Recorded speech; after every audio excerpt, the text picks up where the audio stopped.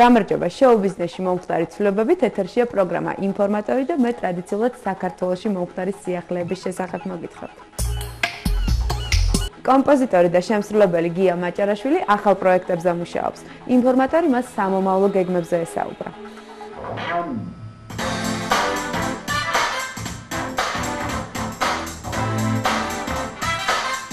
ეხლა მუშაობ ახალ სიმღერაზე, უпроსორად დავასრულებ დღეს თქვენ ყველამ კარგად იცით, ახალგაზრდა შემსრულებლები, შესანიშნავი ძმები, ბულაშვილები და მათთვის გავაკეთე სიმღერა, რომლის ასევე არანჟირებაც მე მეკუთვნის. რამდენიმე სიმღერის შეკვეთა მაქვს. იცით როგორ არის, ძირითადად ფაქტიურად ძირითადი მოთხოვნილება არის იმ ადამიანებისაგან, იმ შემსრულებლებისაგან, რომლებიც აი ეხლა იწყებენ, თქვათ, პირველი ნაბიჯების გადადგმას, ან ჯერ კიდევ არ არიან ფესვებგადგმულები ქართულ ესტრადაზე და რა თქმა უნდა, პატარა ბავშვების გარეშე არ გამოდის. ლიკა ხორბალაძეს და მის პატარებს ვეხმარები ხოლმე არანჟირებების შესრულებაში. ბატონ ბოთხოს გავუკეთებ სიმღერას, მას მოსკოვისთვის ჭირდება ეს მასალა. ეხლა პარალელურად თემურ ციკლაურს გავუკეთე სიმღერა და მის გოგონას კაცას გავუკეთებ ხვალ არანჟირებას. და აი ესე რაღაცნაირად დატვირთული შრომითი სემესტრი მაქვს. სულ ცოტა ხნის წინ დავამთავრეთ თათია გიორგოვიანთან მუშაობა და თათია და პატარა ლიზი სულ მალე რაღაც ალბათ ერთ კვირაში დაიწყებენ კლიპის გადაღებას ჩემ სიმღერაზე. თემურ ნიკოლაიშვილთან მოხდა სტუდიაში ჩაწერა. და სამომავლო გეგმები არის, რამდენიმე სიმღერის შეკვეთა მაქვს.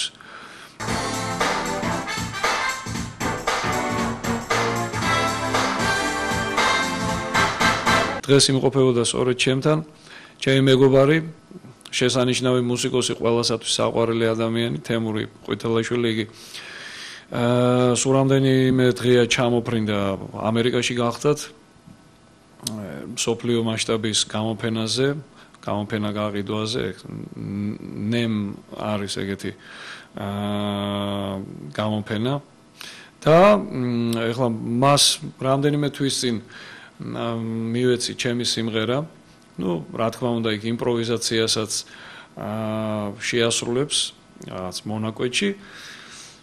და დღეს შემომირბინა, ხვალაც მოვა, რაღაც დეტალებს დავაზუსტებთ კიდევ, მერე ისევე გაფრინდება მოსკოვში და ცოტა ხანში ჩამოვა და რომ ჩამოვა, უკვე მივიყვანთ დასასრულისათვის შევამზადებთ ჩემ და თემურის ერთობლივ ნამუშევარს. ასე რომ საქმე არის ღმერთთან უგამყოფოს საქმურად.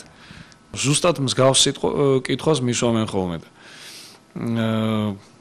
ან ხომ არ აპირებ შენი რაღაც შემოქმედებითი საღამოს გაკეთებას, ან სოლო კონცერტი, ან რაღაც, სოლო კონცერტი, უფრო ალბათ შემოქმედებითი საღამო და გულცემით ვიწყნარებ და მათაც ვამშვიდებ, 46-ის ვარ მეთქი და 4 წელიც მოითმინეთ, 50 წლის რომ გავხდები, ესეთი ღირსშესანიშნავი თარიღია ყველასათვის მეთქი და ალბათ ამასობაში მოვასწრებ მეთქი რაღაც ესეთი შემოქმედებითად ჩამოვყალიბდები უпроსორად და ყველა იმ ჩემთვის სასურველ და საყვარელ მომღერალს მოვიწო კიდევ ერთხელ თხოვნით და გამოვლენ და კიდევ ერთხელ წარსდგებიან ჩემი სიმღერებით, ახალი თუ ძველი რეპერტუარით და კიდევ ერთხელ ხაზს გაუსვამენ ჩემ შემოქმედებას.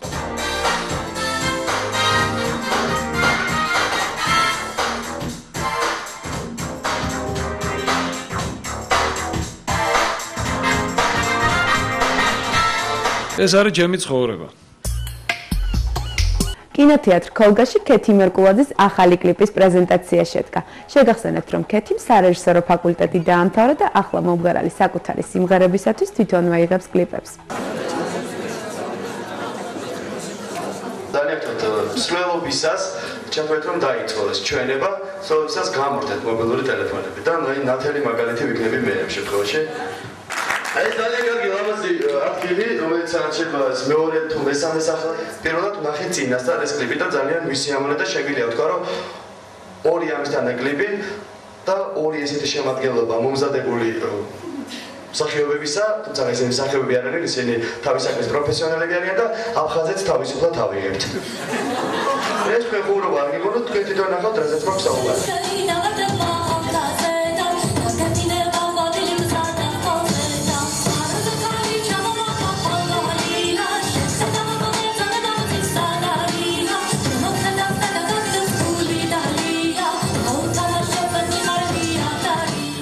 წელიწადია მამა მეუბნება რომ მოდი გავაკეთოთ ხალხური სიმღერა გავაკეთოთ და მე კიდე თავს ვიყავებდი იმიტომ რომ მაინც ვფიქრობდი რომ სარისკო არის ხალხური სიმღერისთვის ხელი რომ მომეკიდებინა მაგრამ მე დიდი ფიქრის შემდეგ და შერჩევის შემდეგ გადავწყვიტეთ რომ ვაშკაცო გაგვეკეთებინა კონსულტაციების შემდეგ კესანესთან კელაპტართან ისე არ გამიკეთებია სიმღერა კონსულტაციები ავიღეთ და მე ვფიქრობ რომ ნუ როგორც კონცერტებზე ჩანს საუკეთესო სიმღერების ნაკრებიც გამოვიდა ხალხის მოწონება დაიმსახურა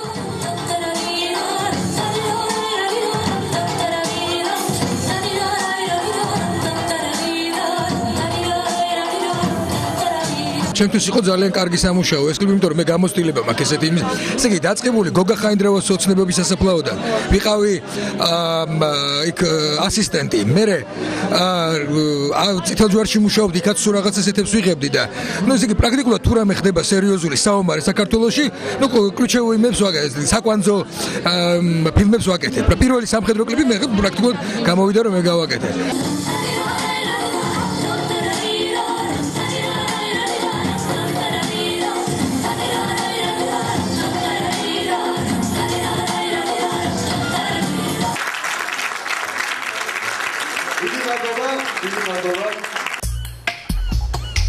ჯგუფმა ისინი და თამთა გოგუაძემ ახალი დუეტი ჩაწერეს.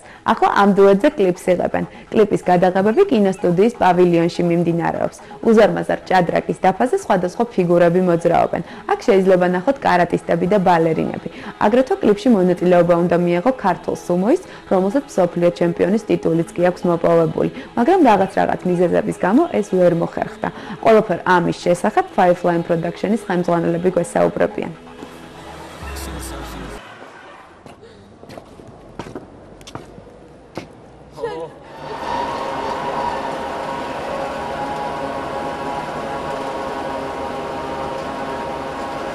ჯგუფმა ისინიმ და თამთა გოგუაძემ ჩაწერეს დუეტი.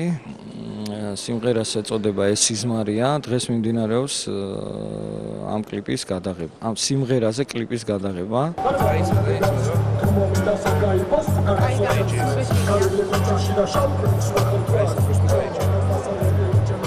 რაც შეეხება თვითონ სიუჟეტს, ეს არის ჭადრაკის დაფა, მაგრამ არა ის რეალური, რომელსაც ჩვენ თამაშობთ ხოლმე, ეს არის გადმოტანილი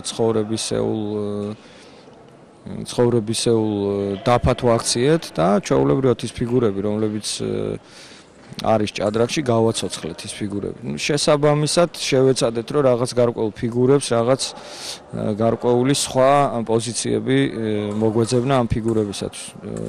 ვთქვათ, ოფიცრების ნაცვლად მოფარიკავეები ყავს. ტურების ნაცვლად, ვთქვათ, კარატისტები ყავს. პაიკები, ბალერინები ყავს.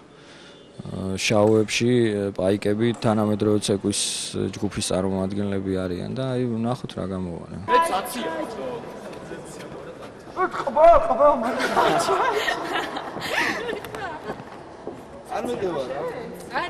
სუმოისტი იყო, ჩაფიქრებული იყო, მაგრამ რეალურად ცოტა რთული მომენტი არის რა, იმიტომ რომ საკმაოდ დიდები არიან რა და აი ამ დაფაზე რთული მომენტი იყო მათი დატევა რა. წავიდა.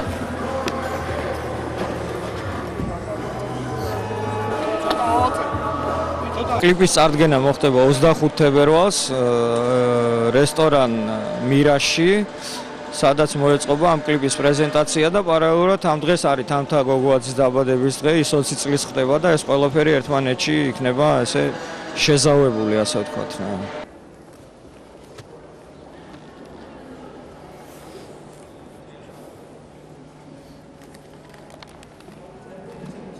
ერთი მოვიდა დრო რომ ყველაფერი ვუთხრათ გულს ჩემს გულს შენს გულს ჩვენს სულს გზნობას რთულს მე მინდა ჩვენ ყველაფერი რომ დავიწყო თავიდან წავიდა უკრინიც ხანი პატარა უკრინ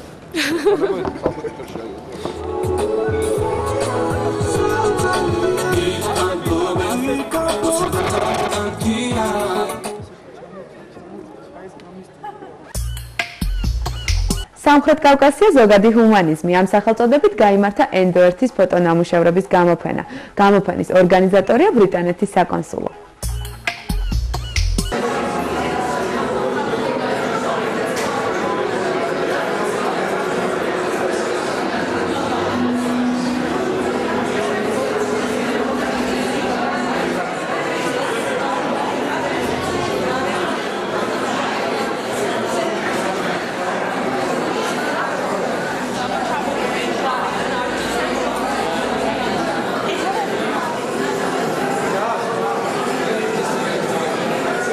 ჯერეთი მომეწონა რომ ძალიან კარგი პორტრეტებია.